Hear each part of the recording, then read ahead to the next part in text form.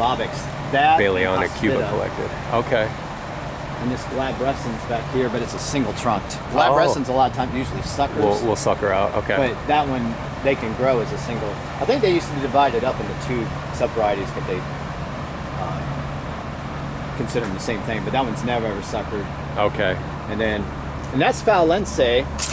And it's the same age as the Baleiana. It always had potassium deficiency. It finally started to grow. Yeah, it looks healthy, but yeah, that's amazing that it's the same generation. And I thought maybe it was just slower, but I've planted some Fowlense since then, like from another seed source, and they grew faster. So okay. I think these weren't wild collected. I think they were collected in a garden in Cuba. Bobics, okay. Bobics used to go with Paul Kraft and stuff in the 90s, even though there's an embargo. Yeah. You could fly to you go to the Bahamas and then zip over, and yeah. He said they said, as long as you weren't in their you were face just bringing with palm seeds back, they didn't like customs. They would just check and see if you weren't smuggling cigars and stuff like that. They care about that more than palm seeds. But when you were like plant people, it was usually no big deal. Yeah, I went to Holguin one time, directly to Cuba. This was in 2019, and was interrogated both coming and going on their end. Nothing very friendly. I just wanted to know what the hell I was doing there. But I had Paul Kraft's book of Cuban Coca Thrinax. I said, I'm here to look for palms, and they're like, yeah, okay, all right. He's not a threat. He's not any weirdo or anything. Yeah. So, and I did. I went and documented a few things, found a few things in C2, which I was proud of myself. Not too much, but a few things. So, but yeah, and I did bring some Gausia seed back, but nothing that we couldn't get here. I just wanted to, because I couldn't find anything really interesting. And that taller Copernicia is Gigas crossed with Legita. Which one is that? Oh, okay. And it's one of those named hybrids. It's Copernicia Vespertiliana. Okay. And that one was like, for a Copernicia, was like pretty fast growing. You could tell it had hybrid vigor. Oh yeah, now that I'm seeing it. Because that was planted after the Baleiana. That came from, I bought it at a plant sale, I think maybe at Fairchild. Okay. From a vendor. Your Pritchardia collection is very impressive. Yeah, is this a Tahina right here? Yeah. Okay. A Tahina. Yeah, it's all the Hawaiian ones. I've tried some of the Pacific ones and Not happening. Huh? No. That Hillebrandia is gorgeous. That one's supposed to get, Floribunda was selling those, but it's supposed to be that one, as it gets older, it has like a silvery blue color. Yeah. So it's still green now, but we'll see what it Maybe does. it'll silver up on you.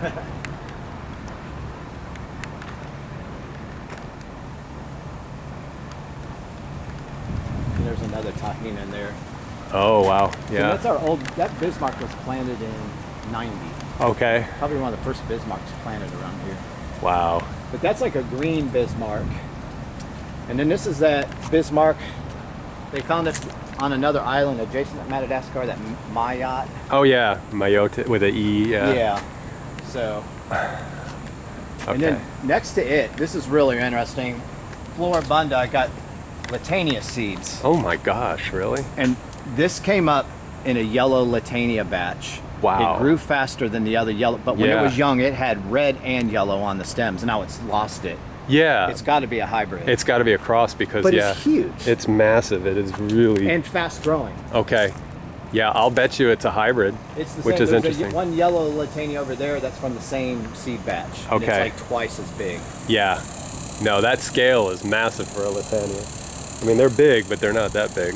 That's almost bordering on Corifer right there. Yeah. That's massive. I don't know if they had those younger leaves. I think it's coming it out. But yeah, it has red coloring with the yellow, and I was like, that's got to be a hybrid. Mm-hmm. I don't see any red anymore. No, all these petioles are more or less green. There's some color down at the base at the tie-in, but that's really neat. I love freaks and hybrids, like surprises like that. That's always nice. Unless you plant something and you don't have much space, and then all of a sudden it's like crowding you out. But other than that, Another Tahina. Nice. You got quite a few, don't you? Got, ooh, a three in the palm garden. Now, am I seeing this right? Is this Afra or is it Cafra?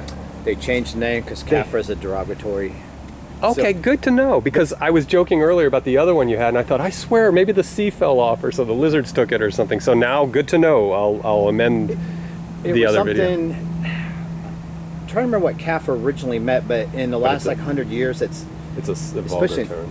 Yeah, like that Arab Muslims use against black people. It's like their N-word. Yeah. Okay. And so a lot of plants from South Africa had kaffra. Okay. Because, or common names like the clivia was kaffir lily. Oh, and yeah. I think that's what it is. Is kaffir is the word, but kaffra was the Latinized. Was right. Close enough. Kaffir. Okay. And then another, you're talking about hybrids. I got this years ago. I want to say where it was. J.D. Anderson Nursery. He was in Southern California, but I think he's in Hawaii too. Okay. He always had some interesting stuff mail order, and he'd got this Livistona collected in Vietnam. Didn't know what it was, so it was always just Livistona Vietnam. Okay. And as it's grown, it's kind of different. So I've been trying to poke around, and the ones that are in Vietnam, it doesn't match to anything. But then I came across that there's natural Cerebus jenkinsiana. So I started comparing. We had a big jenkinsiana over there, and it looks the spine. So I'm assuming it's the hybrid. Yeah. Yeah. It's never been damaged by cold. So Interesting.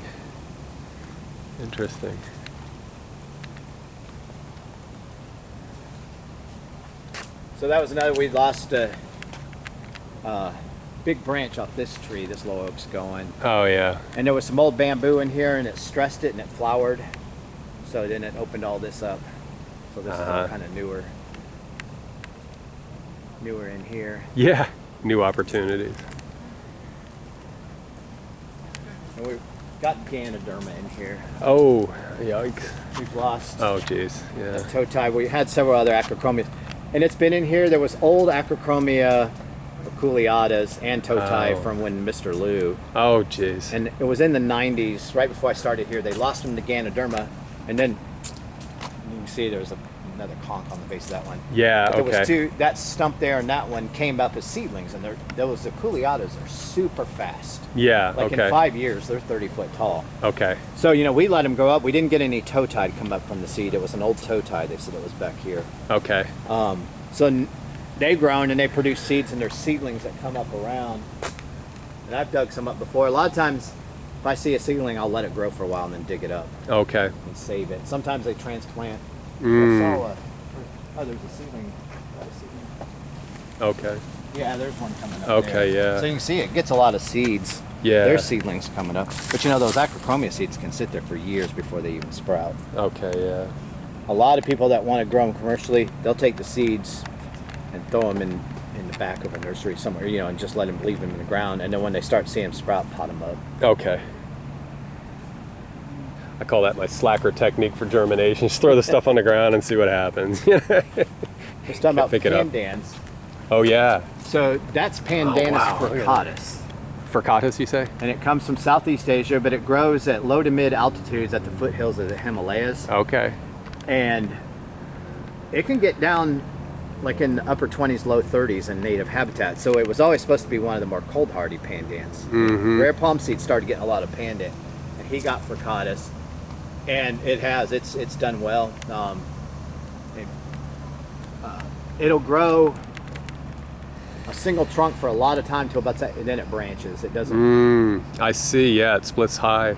And when it's in the shade, it has really long leaves, and then as it gets mature, it tightens up a little bit. Yeah. Okay. But that's probably our biggest one. There's a big one at the front gate. But yeah, so it's cool that we had this pandan. It's definitely has some cold hardiness to it. Yeah, I'd say for sure. There's one at Disney in the Avatar section. They put utilis in there. They've got some big utilis, but they put out all these odd plants in there. Okay. I had a furcatus in my yard in Altamont,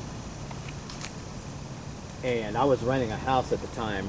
And when my wife and I were dating, we got married. She owned her house, so I moved her house, but it was too big to move. Okay. And we already had a bunch of them here. But I didn't want to leave it at home because I was like, it's spiny. Somebody's gonna. Yeah. And it was growing by. There was some lower oaks over by it, and I said, if those fall or something, So I was like, I didn't care about. I knew the guy at Disney with the arborist, so I said, hey, you guys are interested in this pandan? You can come get it. My dad worked at 20, so I have a big connection with Disney. I was like, that'd just be cool. I don't care. You guys can afford it. I'm not even gonna charge just because that'd be something to brag. I got a plan at Disney. Yeah. And I said, it comes in the Himalayas, so I don't know, in Animal Kingdom, you've got the Everest ride. That would be a perfect plant. Sure. Because that's supposed to be a base camp at the base. Okay. Oh, yeah. So he said, okay, yeah, we want it. They want to use it. They're going to redesign when you get off the gift shop where you come out. They got a spot for it. I was like, okay. Nice. So they come and dug it, and he says, we're going to hold on to it for about a year, make sure it survives, and let it regrow. Because it got a little beat up. Because it had these big leaves. Okay. Okay. So about a year and a half later, he says, okay, he called me and said, I got good news and bad news. We're not going to plant it at Everest. I go, okay. He goes, we're going to use it in Avatar. They want to use. I was like, oh my God, it's even better. You know, Yeah. it's Upgrade. a prominent spot in Avatar. Wow, that's neat. And there's this stage, but when they had the opening ceremonies and James Cameron was there and like a lot of actors, I could see, and the guy from Heads of Disney were all there. There's my panda in the background. Being a star. Oh, that's cool. That's And awesome. so now it's, and then one time we were out there, I always take a picture, I always have my wife take a picture next to it. And one time there was a lady that was working there. She was standing. She goes, "What's so special about that plant?" I said, "I grew this from a seed." She goes, "What?" And I go, "Yeah, that's my." So she was all amazed. I told her about it. And she goes, Oh, neat. "Oh my God, that is so cool! You need a sign on it." I was like, well, "Tell your bosses." Yeah, no doubt. No doubt. Oh my gosh, that's funny. And we've got bigger ones. That pandan, it was misidentified, but it has the same habit. It's from Thailand. Okay. It's one of the largest pandans. It really doesn't branch. It'll grow like 40, 50 foot tall. Okay. These leaves like 20 feet. It's just this huge giant. And it comes from Thailand. And if you go by habitat, it probably doesn't see below 65 or even 70 in habitat. But when we had the 09-10 winter, Right. it was fine. Oh my gosh, that's great. You would think that one would have at least got some heavy damage or been killed, and nope. Neat.